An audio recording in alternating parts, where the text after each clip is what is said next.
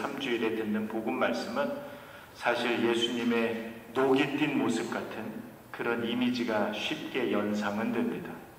그럼에도 불구하고 예수님께서는 과연 이 성전에 가서 왜 그렇게 정화 작업을 하셨을까 생각해 보면 사실 이 예루살렘 성전은 크게 구분해서는 3번 새롭게 지어졌습니다.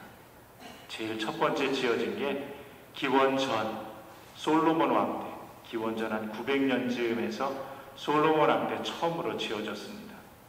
그러다가 이 유대인들이 바빌론의 멸망에 의해서 바빌론으로 유배를 떠났다가 다시 돌아와서 기원전 한 400년쯤에 에즈라 예언자하고 느헤미야 총독에 의해서 다시 한번 2번째로 건축이 되었죠. 그러다가 바로 오늘 복음이 있는 이 시기에, 즉 기원 전후로 해서 로마 제국 하에 사실 예루살렘 성전을 3번째로 지은 사람은 헤로데 왕입니다. 조금 의아하지요. 이 헤로데 왕은 사실 로마 제국의 신임을 얻어서 유다의 야왕으로 왔습니다. 그런데 로마 제국에는 신임을 얻었지만 유대인들에게는 그렇게 호의를 얻지 못했죠. 그래서 유대인들의 호의를 좀 살라고 예루살렘 성전을 짓기 시작했습니다. 오늘 복음에 나온 것처럼 46년이나 걸렸다라고 하는데 사실은 예수님이 돌아가신 후에도 20여 년이나 더 계속 예루살렘 성전은 지어졌다라고 하는 거죠. 그런데 이 헤로데 대왕은 사실은 그렇게 예루살렘 성전을 그들을 위해서 지은 게 아니라 자기의 어떤 정치적인 야욕에 의해서 지었기 때문에 마지막에 무너지는 데는 10년도 채 걸리지 않고 기나긴 시간 지어졌던 예루살렘의 성전이 무너졌습니다. 그렇다면 예수님께서 오늘 이야기하시는 이 성전은 도대체 무엇일까? 사실 성전은 제사를 드리는 곳입니다. 하느님께 제사를 드린다라고 하면 하느님과 유대인들, 백성들 간의 관계를 새롭게 다시 재정립하는 곳이죠. 무언가 하느님에게 잘못된 부분이 있으면 용서를 청하기도 하고 제사를 통해서 하느님과 다시 관계를 맺는 그런 곳이 바로 성전입니다. 그런 성전이 무너진다라고 하는 것, 그것은 단순하게 외적인 성전이 무너지는 것만 의미하는 것이 아니라 내가 다시 하느님과 관계를 회복할 수 있는 곳이 없어졌다라는 이야기입니다. 그것은 유대인들에게 있어서는 크나큰 충격일 수밖에 없는 거죠. 그래서 지금 46년이나 걸려서 예루살렘 성전을 다시 잘 지어왔다라고 생각을 했는데 예수님께서는 바로 이 성전을 허물면 내가 사흘 만에 다시 짓겠다라고 장담을 하십니다.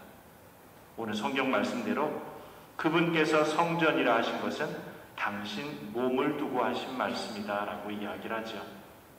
바로 그 외적인 성전만이 아니라 예수님께서 말씀하신 것은 바로 우리 한 사람 한 사람이 다 성전이다라는 그 말씀입니다. 오늘 제2독서에서 들은 고린토 전서의 말씀, 사실 이 고린토는 성모님이 마지막까지 사셨던 곳이기도 하지만 이 코린토라고 하는 것은 당시에 부유하고 아주 번창한 그런 도시였습니다. 그런데 이 코린토 안에는 4개로 교회가 이렇게 갈라져 있던 그런 상황이었다라고 하는 거죠. 그러기에 사도 바오로가 사실 오늘 복음 이 독서에 계속 이어지는 3장 16절에서 17절까지의 말씀, 고린토전서의 그 내용을 바라보면 사도 바오로는 이렇게 이야기합니다. 여러분은 하느님의 성전이고 하느님의 거룩한 영이 그 성전에 계시다는 것을 모르십니까? 하느님의 성전을 파괴하는 자는 하느님께서 그 사람도 파멸하실 것입니다. 하느님의 성전은 거룩한 곳이기 때문입니다. 여러분은 바로 하느님의 성전입니다 라고 사도 바울은 이야기하셨습니다. 바로 우리가 지금 성전에 모여서 하느님께 미사를 봉헌하고 또 이곳에서 기도를 하고 하느님과 만나는 장소는 틀림없는 사실입니다.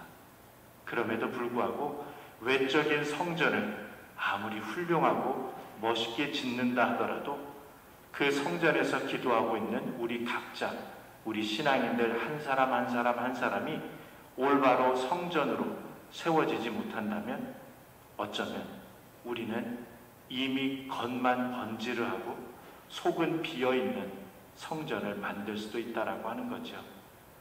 서양의 아주 유명한 성당들, 그리고 몇 해 전에는 또 유명한 성전이 화재로 인해서 소실이 되고 전 세계가 떠들썩한 적도 있습니다. 그러나 외적인 성전을 잘 보존하기 위해서는 바로 우리 한 사람 한 사람의 신앙인들이 그 성전의 의미를 잘 공헌해야 된다라고 하는 거죠. 그렇다면 우리 안에, 내 안에 성전을 어떤 식으로 다시 지을 수 있을까 생각해 보면 가장 첫 번째는 옛 성전을 잘 허물어야 됩니다.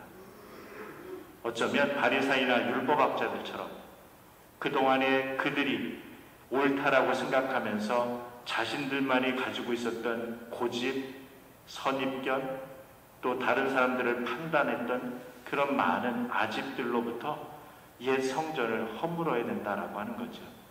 그 성전을 허물지 못하면 다시 지을 수 없을 것입니다. 건물들이 오래되면 재건축을 하거나 리모델링을 하거나 새로운 방법을 강구합니다. 왜냐하면 건물이 낡아서 위험하기 때문이죠. 우리의 신앙의 성전 역시 다른 세상의 여러 가지 것들로 인해서 불안해지고 낡고 허물어지기 직전이라면 그 집에서 계속 살 수는 없을 것입니다. 이 사순시기에 우리 마음에 있는 하느님의 성전은 얼마나 튼튼하게 잘 유지 보수되고 있는가 생각해 봅니다. 그러기 위해 어느 때는 잘못된 부분을 새롭게 고치고 또 잘 단장하기 위해서 고해성사를 보기도 합니다. 그래서 특별히 사순시기에 고해성사를 보도록 신자들에게 권하고 있다라고 하는 거죠. 왜냐하면 성전을 다시금 새롭게 잘 리모델링하기 위해서. 그래서 옛 성전, 내 안에 잘못된 부분들을 잘 정리해서 차라리 허물어야 될 부분은 허물고 새롭게 리모델링을 해야 될 부분들은 또 그렇게 새롭게 합니다. 그 작업이 끝나면 이제 다음 작업은 사흘의 시간이 예수님에게 필요했던 것처럼 우리에게도 사흘의 시간이 필요하다라고 하는 거죠. 여기서 시간은 그저 시간적인 개념이 아니라 예수님께서 사셨던 삶의 방식일 것이고 복음의 정신일 것입니다. 바로 그런 모습 안에 그 시간을 산다면 예수님의 사흘의 첫날은 바로 십자가와 죽음의 시간이었습니다. 모든 것을 하느님께 의탁하고 하느님 뜻에 맡긴다라고 하는 거죠.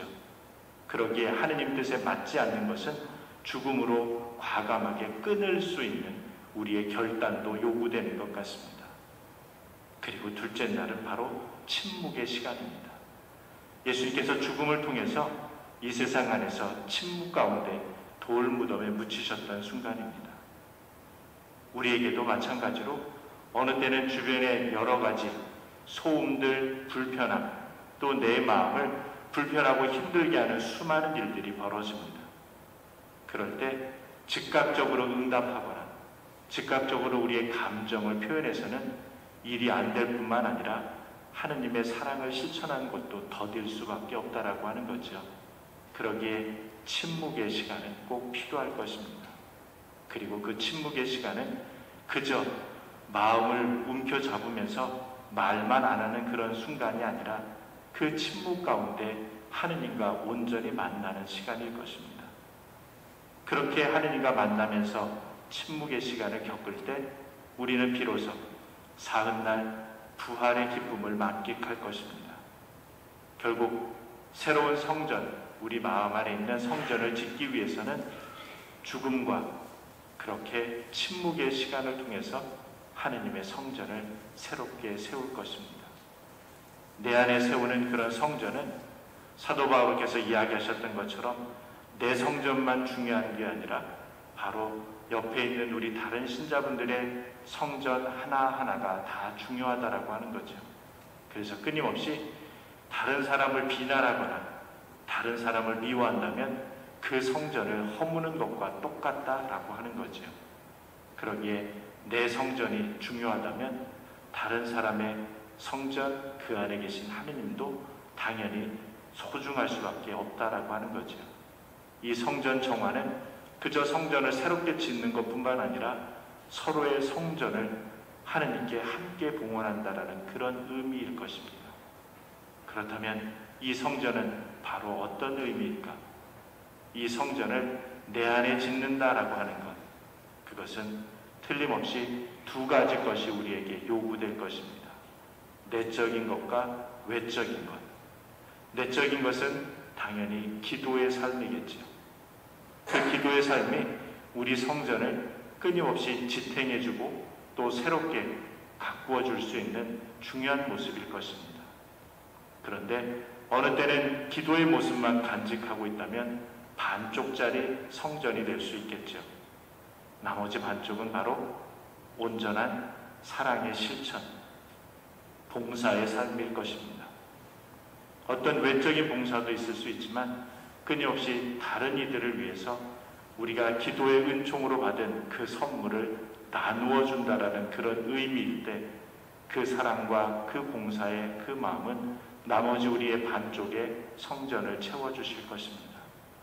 결국 기도와 봉사, 말씀과 사랑을 통해서 우리 내 안에 있는 성전을 새롭게 가꾸고 지을 수 있을 때, 그럴 때 그 성전은 바로 하느님께 봉헌된 우리 각자의 성전이 될 것이고, 그렇다고 그 성전이 끊임없이 계속 유지되지는 않을 것입니다. 왜냐하면 우리가 그렇게 살면서도, 충실히 살면서도 어느 순간 또 다른 유혹에 빠져서 우리의 성전 안에 다른 부분들이 차지하면서 허물어지고 할 때 결국 우리는 또다시 한번 우리 성전을 새롭게 가꾸기 위해서 끊임없이 노력하는 거겠죠. 오늘 복음 말씀에 예루살렘 성전은 46년이나 걸렸다라고 합니다. 그러나 우리 각자의 성전은 일생 동안 짓는 성전일 것입니다. 어느 순간 허물어지고 낡아지면 또다시 새롭게 단장하고 또다시 기도와 사랑과 봉사의 삶으로서 계속해서 우리 성전을 가꿀 때 우리 성전은 일생 동안 가꾸면서 하나님께 봉헌된 성전일 것입니다.